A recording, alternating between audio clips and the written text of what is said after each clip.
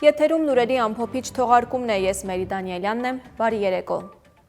Դատարանը քննում է Հայրենիք կուսակցության գլխավոր քարտուղար քաղաքագիտության դոկտոր Խաչիկ Գալստյանի կալանքի միջնորդությունը։ Նրան հակակոռուպցիոն կոմիտեի քննիչները ձերբակալել են 3, նույն օրը ավելի ուշ ձերբակալվել է նաև Վաղարշապատում Արթուր Վանեցյանի գլխավորած կուսակցության պատասխանատու Վաղարշապատի ավականու ընտրությունների համամասնական ցուցակի երկրորդ համար Արամ Քոչարյանը։ Մինչև այդ հակակոռուպցիոն կոմիտեն ձերբակալել էր ևս 8 հոգու նույն մեղադրանքով ընտրարշավի ընթացքում առերևույթ կաշառք բաժանելու համար։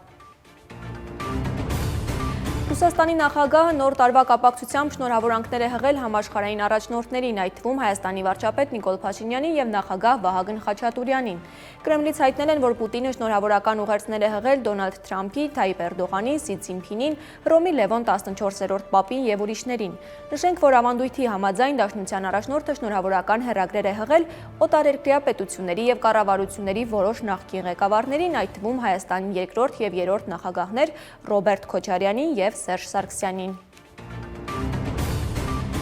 Ռուսաստանը ուշադիր հետևում է Վաշինգտոնում հայտարարված Թրամփի ճանապարհ միջազգային խաղաղության եւ բարգավաճման համար հայ-ամերիկյան նախագծի շուրջ զարգացումներին, ասել է Հայաստանում Ռուսաստանի դեսպան Սերգեյ Կոպիրկինը Նոև Կավչեկ թերթի հետ հարցազրույցում։ Մինչև այժմ մենք լսել ենք միայն շքեղ անունը, որքանով մենք գիտենք, դրա իրականացման գործնական աշխատանքը դեռևս չի սկսվել։ Մեր դիրքորոշումը կձևակերպվի, երբ այս նախաձեռնությունը ձևավորվի, հայտնել է Կոպիրկինը, նշելով Թրամփի ճանապարհը կարող է ազդել Հայաստանի ԵԱՏՄ անդամակցության վրա, քանի որ ապրանքների անցումը հանրապետության տարածքով կարգավորվում է ի թիվս այլ բաների ԵԱՏՄ օրենքներով։ Թուրքիայում են ձերբակալությունները մեծ թափ ստանում։ Երկրի 21 նահանգներում այսօր ուժայինները ձերբակալել են Իսլամական պետություն խմբավորման անդամակցելու մեջ կասկածվող 357 անձի, հայտարարել է Թուրքիայի ներքին գործերի նախարար Ալի Երլիքայան։ Միայն Ստամբուլում ձերբակալվածների թիվը 110 է։ Ամանորին ահաբեկչությունների վտանգի ֆոնին Ստամբուլի իշխանություններն այսօր հայտարարել են, որ արգելել են բեռնատարների մուտքը քաղաքի 8 շրջան։ Կուժեղացվեն ստուգումները առևտրի կենտրոններում, օդանավակայաններում եւ մարդաշատ այլ վայրերում։ BMW եւ Lexus մակնիշի ավտոմեքենաների վարորդները անհարգալից վերաբերմունք դրսևորելով երթևեկության մյուս մասնակիցների նկատմամբ կոպտորեն խախտել են ճանապարհային երթևեկության կանոնները, հայտնում են ոստիկանությունից, ընդգծելով, որ մեքենաները Վանաձորի Հայքի հրապարակում այսպես կոչված դրիֆտ են արել։ Ոստիկանները մեքենաները հայտնաբերել են եւ տեղափոխել պահպանվող հատուկ տարածք։ Նույնանման խախտում է եղել նաեւ Նոր-Նորքի 5-րդ զանգվածում, այս անգամ հերոսը Land Rover-ի վարորդն է եղել։ Այս մեքենան եւս տեղափոխվել է հատուկ տարածք։